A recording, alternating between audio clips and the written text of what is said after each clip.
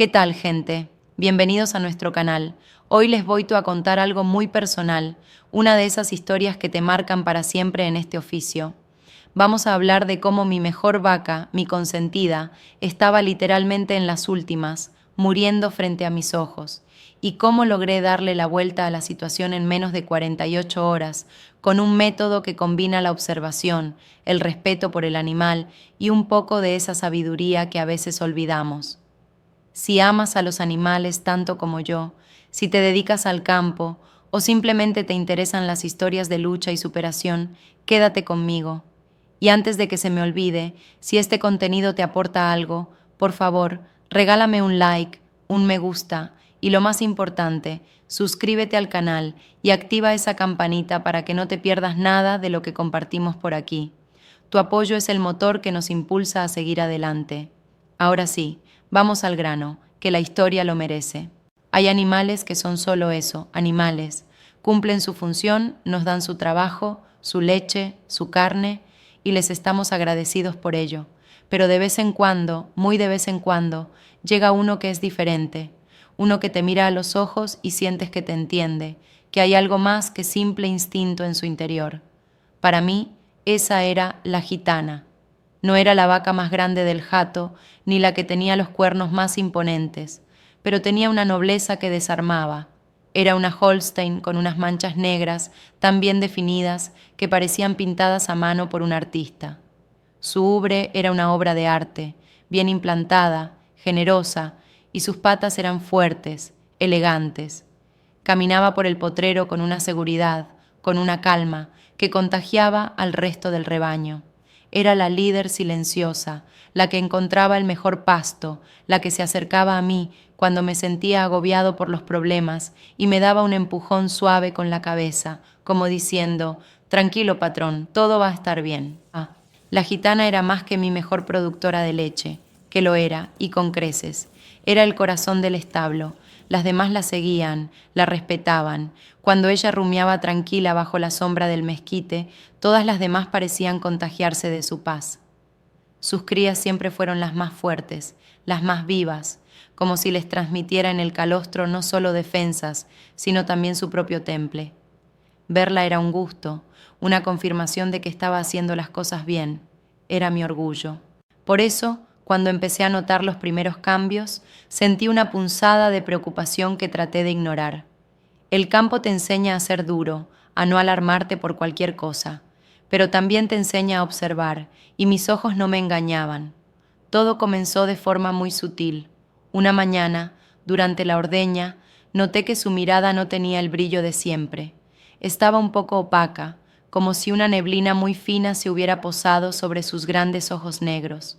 Comió su ración de alimento, pero sin el entusiasmo de siempre.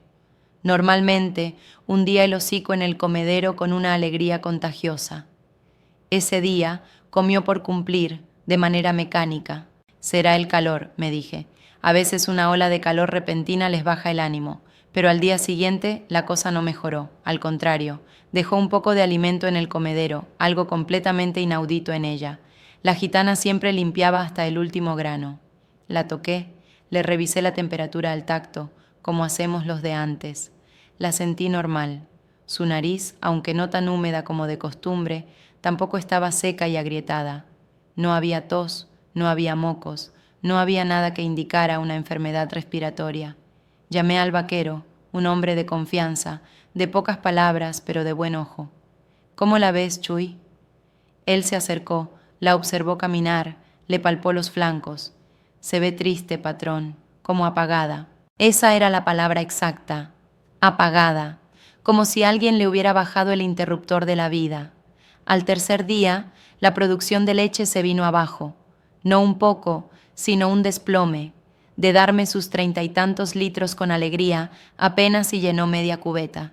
Y la leche no era la misma, era más rala, con menos cuerpo. Ahí supe que esto no era una simple tristeza o un capricho. Algo serio estaba pasando dentro de mi vaca. Hicimos lo que se hace siempre, lo que dicta el manual. Llamamos al veterinario, un buen hombre, joven, con muchos estudios. Llegó con su maletín, sus jeringas, su estetoscopio, la revisó de arriba a abajo, le tomó la temperatura, ahora sí con termómetro, un poco de fiebre, pero no alarmante. Le escuchó los pulmones, el corazón, palpó el rumen. Todo parecía, en teoría, dentro de unos límites razonables. Puede ser una infección bacteriana subclínica, dijo, algo que no da la cara con síntomas claros, pero que la está debilitando por dentro. Vamos a ponerle un antibiótico de amplio espectro y un antiinflamatorio para ver si levanta el ánimo. Sonaba lógico, confié. Le inyectamos lo que nos dijo. Dosis potentes, de las que se supone que tumban cualquier bicho. Esperamos. El primer día, nada. El segundo día, la vaca estaba peor. Ya no solo no comía, sino que apenas bebía agua. Se apartó del resto del rebaño y se quedó quieta en una esquina del corral, con la cabeza gacha. Su hermosa estampa, antes llena de orgullo, ahora era la imagen de la derrota. Su lomo, antes recto y fuerte, comenzaba a arquearse por el malestar. El sentimiento de impotencia es lo peor que puede sentir alguien que se dedica a cuidar animales. Es una mezcla de frustración, tristeza y culpa. ¿Qué no vi? ¿Qué hice mal? ¿Por qué a ella, a la mejor, a la más noble? Pasaba horas junto a ella, hablándole, tratando de animarla. Le llevaba el agua más fresca, el pasto más tierno recién cortado. Lo olía, pero no lo tocaba. Sus ojos hundidos me miraban como pidiendo ayuda, una ayuda que yo no sabía cómo darle. El veterinario volvió. Estaba perplejo. No está respondiendo al tratamiento. Es extraño. La medicación debería haber hecho efecto ya.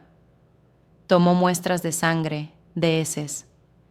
Las mandaré al laboratorio, pero los resultados tardarán un par de días. Un par de días. Sentí un frío en la espalda.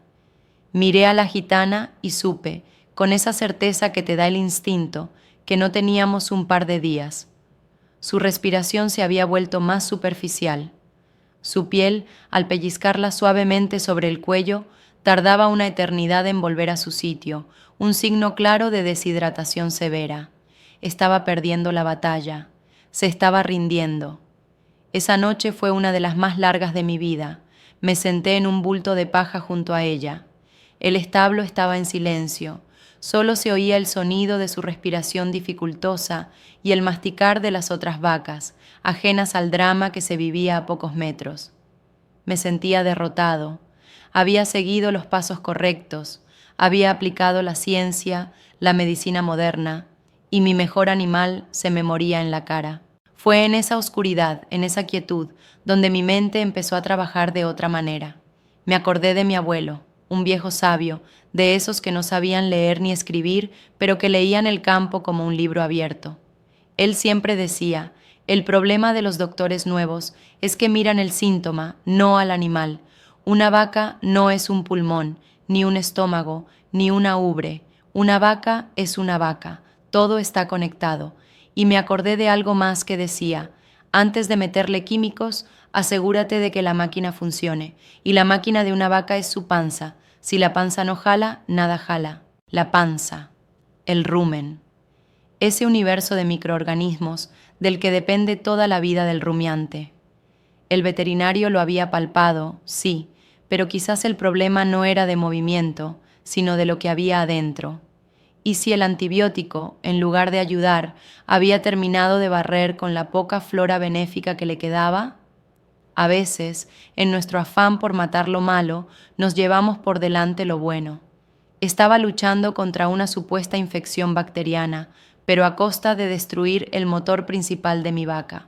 Una idea, al principio vaga, empezó a tomar forma en mi cabeza. Era una locura. Iba en contra de lo que me acababa de decir el profesional. Pero la alternativa era sentarme a verla morir. Y eso no iba a pasar, no sin pelear con todas mis armas. Me levanté con una nueva determinación. Eran las 3 de la mañana. Encendí una luz tenue en el establo. La gitana ni se inmutó. Su cabeza colgaba pesadamente. Fui al almacén. No busqué jeringas ni frascos de medicina. Busqué ingredientes. Ingredientes que mi abuelo usaba. Melaza de caña, sal de grano, bicarbonato de sodio, un poco de levadura que usamos para el pan. cosas simples. Mi plan ya no era atacar una enfermedad fantasma. Mi plan era resucitar el sistema completo de la vaca, resetearla, darle las herramientas para que su propio cuerpo, su increíblemente perfecta maquinaria biológica, pudiera pelear por sí misma. El problema no era la fiebre ni la infección, esos eran solo los gritos de un sistema que estaba colapsando. El verdadero problema era el colapso en sí, y todo empezaba, como decía el viejo, en la panza. El primer paso era la hidratación.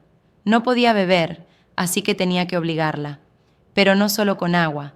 Necesitaba energía y electrolitos urgentemente. En una cubeta grande de 20 litros, mezclé agua tibia, no fría, para no causarle un shock térmico. Le eché un buen chorro de melaza, casi 1 litro. Eso le daría energía pura y azúcares de rápida absorción para su cerebro y sus músculos. Le agregué un puño generoso de sal de grano para reponer los electrolitos perdidos. Y aquí venía el toque del abuelo, un par de cucharadas grandes de bicarbonato de sodio. ¿Por qué? Porque un animal enfermo que no come entra en un estado de acidosis. Su sangre se vuelve ácida y eso paraliza todos los procesos del cuerpo. El bicarbonato ayudaría a neutralizar esa acidez, a balancear su pH interno. Era como ponerle aceite a un motor oxidado. Mezclé todo bien hasta que se disolvió. Ahora venía lo difícil, ¿cómo hacer que se lo tomara? Usé una sonda esofágica, una herramienta que todo ganadero debería tener y saber usar con cuidado. Es un tubo largo y flexible que se introduce por la boca hasta el esófago para llevar líquido directamente al rumen. Hay que hacerlo con mucho cuidado para no irse a los pulmones. Con la ayuda de Chuy, que se despertó al verme trajinar, inmovilizamos suavemente la cabeza de la gitana. Le abrí la boca y con paciencia y mucho tacto deslicé la sonda. Una vez que estuve seguro de que estaba en el lugar correcto, empecé a vaciar la mezcla lentamente, por gravedad. Litro tras litro, ese líquido de vida entraba en su cuerpo. Ella no se resistió, estaba demasiado débil. Cuando terminamos, retiré la sonda con el mismo cuidado. La vaca seguía igual, inmóvil, pero yo sentía que había hecho lo correcto. Había atacado la raíz del problema, la deshidratación y la falta de energía. Pero eso era solo la primera parte. La más importante venía ahora, repoblar su rumen. ¿De qué sirve echarle gasolina a un coche si el motor está descompuesto? Necesitaba microorganismos vivos, bacterias y protozoarios que pudieran empezar a fermentar la fibra, a producir nutrientes. ¿Y dónde encontrar la mejor fuente de esos microorganismos? En una vaca sana. Fui a buscar a la Pinta, otra vaca fuerte y sana, una excelente rumiadora. Esperé a que regurgitara su bolo alimenticio para volver a masticarlo, lo que llamamos el bolo ruminal. Con cuidado y rapidez, le metí la mano en la boca y le saqué una buena porción de ese pasto a medio digerir, húmedo, caliente y con un olor característico a fermentado. Eso, amigos míos, es oro puro. Es un cultivo iniciador de vida, lleno de miles de millones de los bichos exactos que la gitana necesitaba. Volví con ella. Tomé ese bolo ruminal, lo mezclé con un poco más de agua tibia y melaza para activarlo, y de nuevo, con la sonda, se lo administramos directamente en el rumen. Le estaba dando una transfusión de vida, un ejército de trabajadores microscópicos para que pusieran en marcha su fábrica digestiva de nuevo. El tercer pilar de mi plan era el confort y el estímulo. La dejamos en su corral apartado, pero le pusimos la cama de paja más gruesa y limpia que encontramos. La cubrí con una manta vieja para ayudarla a mantener su calor corporal, ya que un animal enfermo gasta mucha energía solo en calentarse. Y me quedé con ella. Le masajeaba las patas para estimular la circulación. Le hablaba en voz baja. Le acariciaba la cabeza. No sé si los animales entienden las palabras, pero estoy convencido de que entienden la intención, la energía, y mi energía había cambiado. Ya no era de desesperación, sino de esperanza activa. Estaba peleando junto a ella. El sol empezó a salir. Yo estaba agotado, cubierto de sudor y Dios sabe qué más, pero me sentía extrañamente en paz. Había hecho todo lo que estaba en mi mano, no había usado una sola medicina patentada, ni un solo químico agresivo, solo lógica, observación y los elementos más básicos: agua, energía, sales, vida y cuidado. Pasaron las primeras horas y no hubo ningún cambio dramático. Seguía echada, apática. Chuy me miraba con una mezcla de respeto y escepticismo. Yo mismo empecé a dudar. ¿Habría sido una locura? ¿Solo un esfuerzo inútil antes del final? Pero me obligué a ser paciente. El cuerpo necesita tiempo. Los procesos que había intentado reactivar no son instantáneos. A mediodía, unas 8 horas después de mi tratamiento de madrugada, noté el primer signo. Fue algo minúsculo, casi imperceptible. Un temblor en su oreja, no un espasmo, sino un movimiento voluntario, como si quisiera espantar una mosca que no estaba ahí. Mi corazón dio un vuelco. Era una señal de que su sistema nervioso estaba reaccionando. Me acerqué y le ofrecí un balde con agua limpia. Esta vez, en lugar de ignorarlo, bajó el hocico y su lengua, torpemente, lamió un poco la superficie. No bebió, pero lo intentó. ¡Lo intentó! Esa era la victoria. La rendición se estaba convirtiendo en lucha. Corrí a preparar otra solución, esta vez más pequeña, más concentrada en nutrientes. Ya no quería usar la sonda si podía evitarlo. Tenía que estimularla a que lo hiciera por sí misma. Usé una botella de plástico grande, de las de refresco, y se la puse en la comisura de la boca, dejando que el líquido entrara poco a poco para que pudiera tragarlo. Y lo tragó, despacio, con dificultad, pero lo tragó todo. El resto del día fue una sucesión de pequeños milagros. Un par de horas después de la segunda toma, levantó la cabeza por sí sola y la mantuvo erguida durante casi 1 minuto, mirando a su alrededor como si despertara de un largo sueño. Más tarde, escuché un sonido que casi me hace llorar de alegría. Un eructo profundo, sonoro. Su rumen estaba funcionando, estaba fermentando, estaba liberando gas. Era la música más hermosa que podía escuchar en ese momento. La noche llegó de nuevo. 24 horas después del inicio de mi terapia intensiva. Le puse enfrente un manojo del mejor heno de alfalfa que tenía, el más verde y oloroso. Se quedó mirándolo un buen rato. Luego, con una lentitud exasperante, estiró el cuello, tomó una sola hebra con sus labios y empezó a masticarla. Una, solo una. Pero era el comienzo. Me fui a casa por un par de horas, a darme una ducha y comer algo, aunque no tenía hambre. Dejé a Chuy vigilándola. Cuando volví, la encontré intentando ponerse de pie. Sus patas delanteras se estiraban, pero las traseras no le respondían. Se dejó caer con un quejido. El impulso estaba ahí, pero la fuerza no. Sin pensarlo 2 veces, Chuy y yo nos metimos al corral. Nos pusimos uno a cada lado, pasamos unas cinchas por debajo de su vientre y a la cuenta de 3 hicimos fuerza. Arriba, gitana, vamos, campeona, tú puedes. Con nuestra ayuda, sus patas encontraron apoyo. Se tambaleó como un ternero recién nacido. Sus músculos temblaban por el esfuerzo, pero se puso de pie. Se quedó así, apoyada en nosotros, respirando agitadamente, durante unos 5 minutos. Fueron los 5 minutos más largos y gratificantes. Estaba reconectando con su cuerpo, recordando cómo ser una vaca. La dejamos bajar de nuevo con suavidad. No queríamos agotarla, pero el interruptor ya estaba definitivamente en encendido. A la mañana siguiente, al cumplirse las 36 horas, la imagen era otra. La encontré de pie, sola, tambaleante, sí, pero de pie, y había comido. No todo el heno, pero sí una parte considerable. Y lo más importante, había defecado. Fui a revisar el estiércol como si fuera un tesoro. Ya no era la diarrea acuosa de la enfermedad, sino algo con más cuerpo, con fibra visible.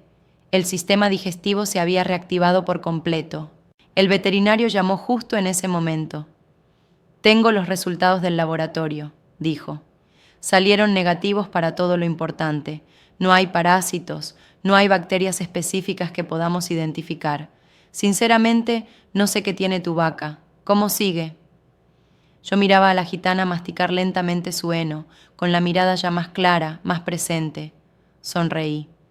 Creo que se va a poner bien, doctor. Creo que solo estaba desconectada. Las siguientes 12 horas fueron de una progresión asombrosa. Bebía agua con ganas, comía con más apetito. Empezó a caminar por el corral, explorando, recuperando su espacio.